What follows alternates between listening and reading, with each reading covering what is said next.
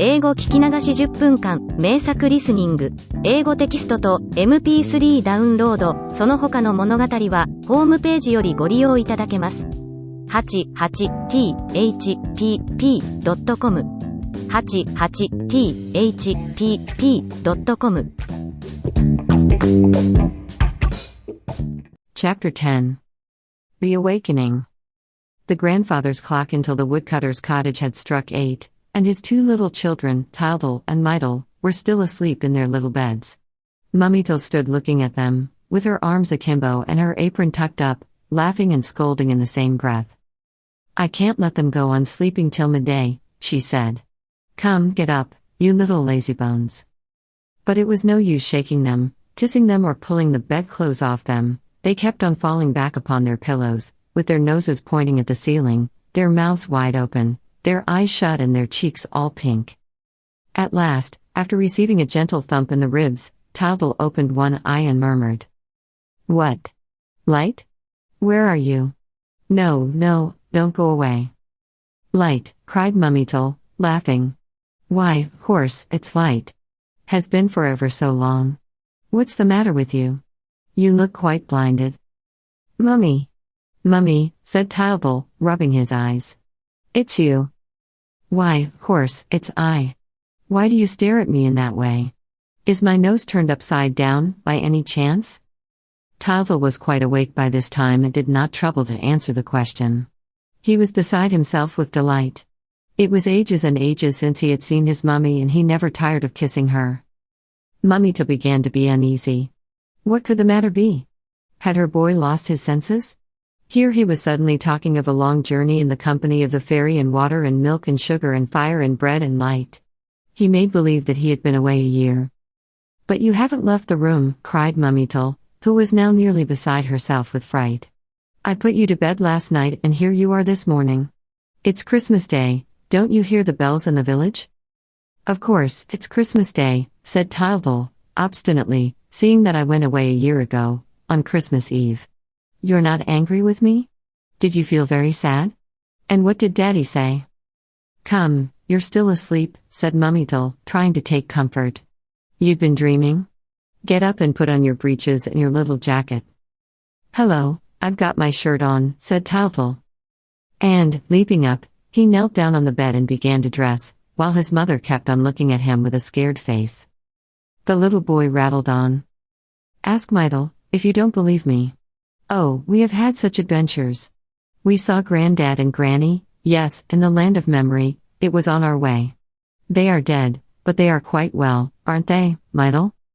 And Mydel, who was now beginning to wake up, joined her brother in describing their visit to the grandparents and the fun which they had had with their little brothers and sisters. This was too much for Mummytel. She ran to the door of the cottage and called with all her might to her husband, who was working on the edge of the forest. Oh dear, she cried. "I shall lose them as I lost the others. Do come.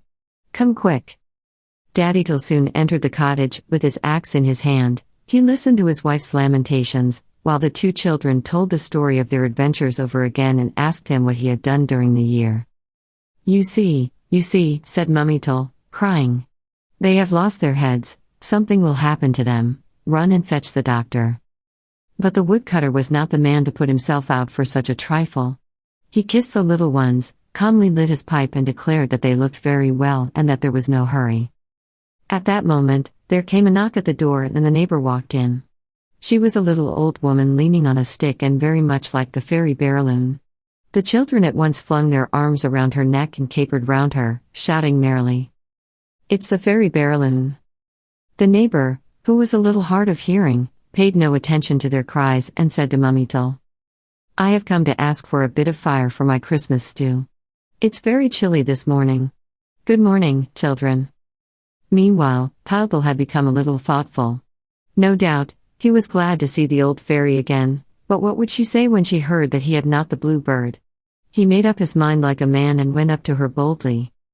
"Fairy Baraloon, I could not find the blue bird." "What is he saying?" asked the neighbor, quite taken aback. Thereupon Mummytel began to fret again. "Come, Tildel, don't you know Goody Berlingot?" "Why, yes, of course," said Tildel, looking the neighbor up and down. "It's the fairy Barraloon." "Barry, what?" asked the neighbor. "Barraloon," answered Tildal calmly. "Berlingot," said the neighbor. "You mean Berlingot."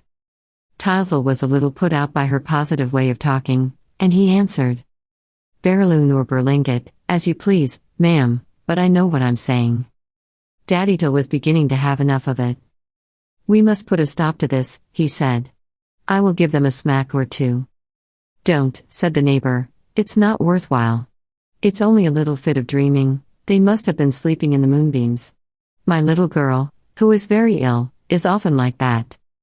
Mummyto put aside her own anxiety for a moment and asked after the health of neighbor Berlingot's little girl. "She's only so-so," said the neighbor, shaking her head. "She can't get up. The doctor says it's her nerves. I know what would cure her, for all that. She was asking me for it only this morning, for her Christmas present." She hesitated a little, looked at Tildal with a sigh and added, in a disheartened tone, "What can I do? It's a fancy she has." The others looked at one another in silence. They knew what the neighbor's words meant. Her little girl had long been saying that she would get well if Tildal would only give her his dove, but he was so fond of it that he refused to part with it. "Well," said Mummyto to her son, "won't you give your bird to that poor little thing? She has been dying to have it for ever so long." "My bird," cried Tildal, slapping his forehead as though they had spoken of something quite out of the way. "My bird," he repeated. "That's true, I was forgetting about him. And the cage. Mydle, do you see the cage? It's the one which Bread carried." Yes, it's the same one, there it is, there it is. It's the blue bird we were looking for. We have been miles and miles and miles. And he was here all the time." Tildal would not believe his eyes. He took a chair, put it under the cage and climbed onto it gaily, saying, "Of course, I'll give him to her, of course, I will." Then he stopped, in amazement. "Why, he's blue," he said. "It's my dove, just the same, but he has turned blue while I was away." And our hero jumped down from the chair and began to skip for joy, crying, "It's the blue bird we were looking for. We have been miles and miles and miles and he was here all the time. He was here, at home. Oh, but how wonderful. Mydle, do you see the bird? What would Light say? There, Madame Berlingot, take him quickly to your little girl." While he was talking, Mummyto threw herself into her husband's arms and moaned, You see? You see? He's taken bad again. He's wandering." Meantime, neighbor Berlingot beamed all over her face, clasped her hands together and mumbled her thanks. When Tildal gave her the bird, she could hardly believe her eyes. She hugged the boy in her arms and wept with joy and gratitude. "Do you give it me?" she kept saying. "Do you give it me like that, straight away and for nothing? Goodness, how happy she will be. I fly. I will come back to tell you what she says." Yes, go quickly," said Tildal, for some of them changed their color. Neighbor Berlingot ran out and Tildal shut the door after her. Then he turned round on the threshold, looked at the walls of the cottage, looked all around him and seemed wonderstruck. "Daddy, Mummy, what have you done to the house?" he asked. "It's just as it was, but it's much prettier." His parents looked at each other in bewilderment, and the little boy went on. "Why, yes, everything has been painted and made to look like new, everything is clean and polished. And look at the forest outside the window. How big and fine it is. One would think it was quite new. How happy I feel here, oh, how happy I feel." The worthy woodcutter and his wife could not make out what was coming over their son, but you, my dear little readers, who have followed Tildal and Mydle through their beautiful dream, will have guessed what it was that altered everything in our young hero's view. It was not for nothing that the fairy, in his dream, had given him a talisman to open his eyes. He had learned to see the beauty of things around him, he had passed through trials that had developed his courage, while pursuing the blue bird, the bird of happiness that was to bring happiness to the fairy's little girl. He had become open-handed and so good-natured that the mere thought of giving pleasure to others filled his heart with joy. And, while traveling through endless, wonderful, imaginary regions, his mind had opened out to life. The boy was right when he thought everything more beautiful, for, to his richer and purer understanding, everything must needs seem infinitely fairer than before. Meanwhile, Toddle continued his joyful inspection of the cottage. He leaned over the bread pan to speak a kind word to the loaves. He rushed at Tylo, who was sleeping in his basket, and congratulated him on the good fight which he had made in the forest. Mydle stooped down to stroke Tylet, who was snoozing by the stove, and said, "Well, Tylet? You know me, I see, but you have stopped talking." Then Toddle put his hand up to his forehead. "Hello," he cried. "The diamond's gone. Who's taken my little green hat? Never mind, I don't want it any more. Ah, there's fire. Good morning, sir." He'll be crackling to make water angry. He ran to the tap, turned it on and bent down over the water. "Good morning, water, good morning. What does she say? She still talks, but I don't understand her as well as I did. Oh, how happy I am, how happy I am." So am I, cried Mydle. And our two young friends took each other's hands and began to scamper round the kitchen. Mummytle felt a little relieved at seeing them so full of life and spirits. Besides, Daddytle was so calm and placid. He sat eating his porridge and laughing. "You see, they are playing at being happy," he said. Of course, the poor dear man did not know that a wonderful dream had taught his little children not to play at being happy, but to be happy, which is the greatest and most difficult of lessons. "I like light best of all," said Toddle to Mydle, standing on tiptoe by the window. "You can see her over there, through the trees of the forest. Tonight, she will be in the lamp. Dear, oh dear, how lovely it all is and how glad I feel, how glad I—" He stopped and listened. Everybody lent an ear. They heard laughter and merry voices, and the sounds came nearer. "It's her voice," cried Toddle. "Let me open the door." As a matter of fact, it was a little girl, with her mother, neighbor Berlingot. "Look at her," said Goody Berlingot, quite overcome with joy. "She can run, she can dance, she can fly. It's a miracle." When she saw the bird, she jumped, just like that. And Goody Berlingot hopped from one leg to the other at the risk of falling and breaking her long, hooked nose. The children clapped their hands and everybody laughed. The little girl was there, in her long white nightdress, standing in the middle of the kitchen, a little surprised to find herself on her feet after so many months' illness. She smiled and pressed Toddle's dove to her heart. Toddle looked first at the child and then at Mydle. "Don't you think she's very like light?" he asked. "She is much smaller," said Mydle. "Yes, indeed," said Toddle. "But she will grow." And the three children tried to put a little food down the bird's beak, while the parents began to feel easier in their minds and looked at them and smiled. Toddle was radiant. I will not conceal from you, my dear little readers, that the dove had hardly changed color at all and that it was joy and happiness that decked him with a magnificent bright blue plumage in our hero's eyes. No matter. Toddle, without knowing it, had discovered light's great secret, which is that we draw nearer to happiness by trying to give it to others. But now something happened. Everybody became excited, the children screamed, the parents threw up their arms and rushed to the open door. The bird had suddenly escaped. He was flying away as fast as he could. My bird, sobbed the little girl. But Toddle was the first to run to the staircase and he returned in triumph. "It's all right," he said. "Don't cry. He is still in the house and we shall find him again." And he gave a kiss to the little girl, who was already smiling through her tears. "You'll be sure to catch him again, won't you?" she asked. "Trust me," replied our friend, confidentially. "I now know where he is.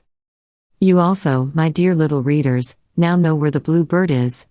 Dear Light revealed nothing to the woodcutter's children, but she showed them the road to happiness by teaching them to be good and kind and generous.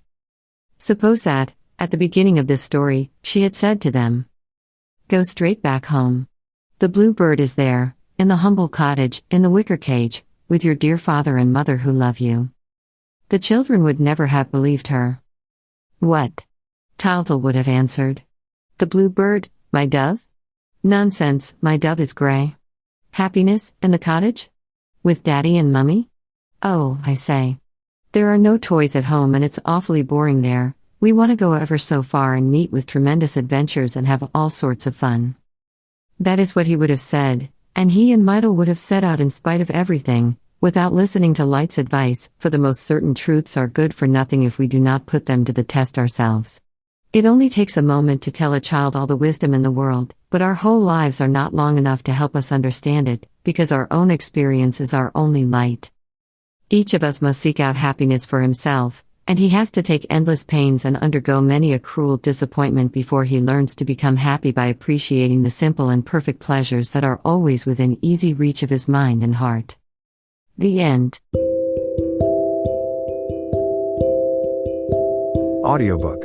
Living in Kyoto by Hidemi Woods. Now on sale in online stores. 44 available distributors. Apple, Google Play, Amazon Audible, or else.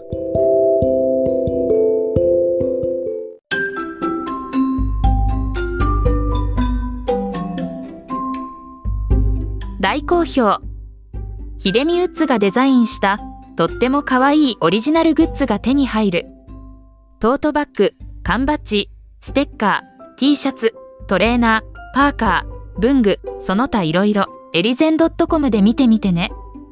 erizen.com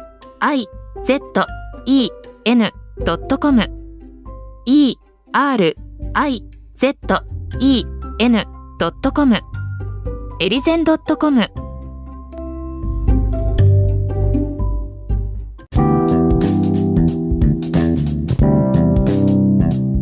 英語聞き流し10分間、名作リスニング。英語テキストと MP3 ダウンロード、その他の物語は、ホームページよりご利用いただけます。88thpp.com 88thpp.com